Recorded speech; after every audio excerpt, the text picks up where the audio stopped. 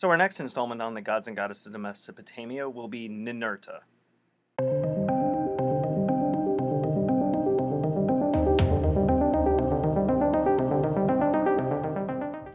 So Ninurta's little descriptive title is the Plow of Enlil. So I have a bunch of notes, and I'm going to be reading off of those, and then, I will probably digress and rant on as I go, like I usually do.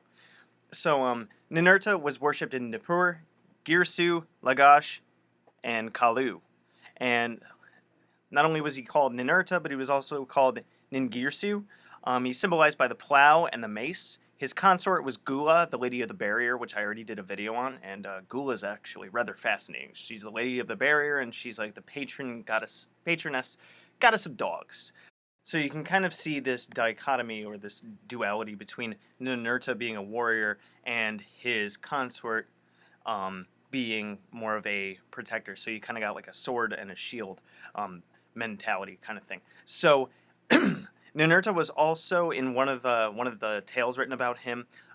He defeated the Anzu bird, and when I was doing research yesterday, it was actually kind of interesting because they drew a connection between the Anzu bird and Pazuzu, saying that they were the same entity. But I'll probably go more into that in another video when I do Pazuzu, because this one's about Ninurta.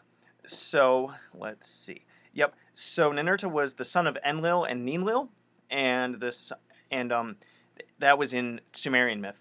And then in Assyrian myth, he was the son of Ashur and Ishtar, actually. So he's called the farmer of Enlil. He's the patron god of farmers. He had an enchanted mace that could talk called Sharur, which Sharur means smasher of thousands. And Sharur actually acted as kind of like a walkie-talkie, a radio, a connector, and an emissary between Ninurta and Enlil. So he could actually use the mace to communicate between him and his dad, which was really kind of interesting. It's like the mythological cell phone, if you will, but it's also a weapon. So yeah, I think you guys get the point. So also in another myth, he killed Asag, and in the epic poem called Lugal A. So also Ninurta built the Tigris and Euphrates rivers, and so he's symbolized by a perched bird and a plow. Those are his two symbols. Also a mace too, I think. And he's also associated with healing, hunting, and the law. And he actually, according to one of my sources when I was doing the research, he supposedly is the inspiration for the character Nimrod in the Bible, right? So let's see. So I have this big quote here. So after he retrieves the tablets of destiny for Enlil and returns home, the goddess Ninurta blesses him. Yeah, I think this is actually from one of the poems, right? They call your name in the furrow Ningirsu. They designate for you the entire shepherding of peoples. Give your great something name as Dooku for kingship. In Elam, they give you the name as Hurab Teal.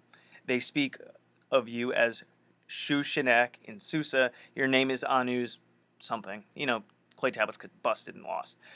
They give you as Lord of the Secret. Something among the gods, your brothers. Something your father, who marches in front. Could be marches. I'm not sure. Maybe this is a loose translation. They give, in brackets, your name is Pabilsag in Agalma. Call your name, and lost word, in Ur. Give your name as Nin Azu in a Kurma. Duranki was your birthplace. They speak of you as Ishtaran. And then, let's see, in Zababa they call his name. Your bravery much greater than all the other gods. Your divinity is surpassing. Wholehearted, I praise you. They give your name in, lost word, as Lugalbanda. In a Igi Kalama, they give you as warrior Tishpak. They call you lost word or lost word in a Nima Anku. Call him the son of Belet Ili, your mother, lord of the boundary arrow. Panagara in a Akil, they call your name, which would mean Ningirsu. Papu Sakal, who marches in front, surpassing as your names among the gods by far. You are thoughtful, capable, awesome, your counselor, the far-sighted one, your father, Anu, battle and combat he granted you. So, what they mean in this poem by the fact that he has his counselor is the one that could see the farthest, they are actually referring to Nana. If you check my other video on Nana in the Gods and Goddesses playlist, he is described as the one who could see the farthest. So Ninurta is also a great deity to work with for motivation and drive to get things done. His positives are aggressiveness, determination, and loyalty, and his vices are arrogance and impetuousness. So he would be a great entity to work with if you want to activate that warrior side of you, the one that does not back down and the one that wants to fight. Now, if you're working with him and you establish, the idea of bringing his energy to you, whether it's psychologically as an archetype or actually calling upon his energy, you do and would have to be careful about that arrogance part of, knowing when and how to use your power and when to pick a fight. So this video was on Ninurta, a rather fascinating deity slash god, which is why I put him in this playlist of the gods and goddesses, because any of those mythological characters and such that come out of Mesopotamia, those are the ones that I'm planning on making videos on. So what other kinds of info do you guys know about Ninurta, or what other entities or deities from the Mesopotamian pantheons would you like me to do videos on?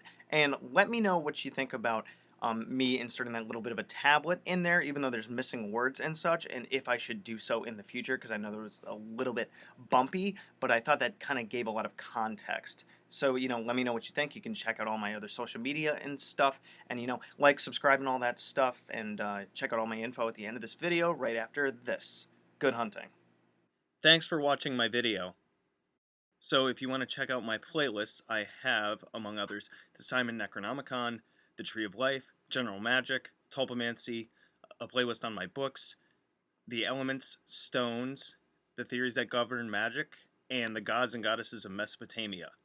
If you want to check out my books on Amazon, I have Creating Consciousness, Magical Mechanics, Magical Theater, Handy Sigil Magic, Magical Movement, which is an update and expansion upon Handy Sigil Magic, Magical Mastery, which is a combination masterwork of Magical Theater and Magical Mechanics, and The Guide to the Spheres and Beyond.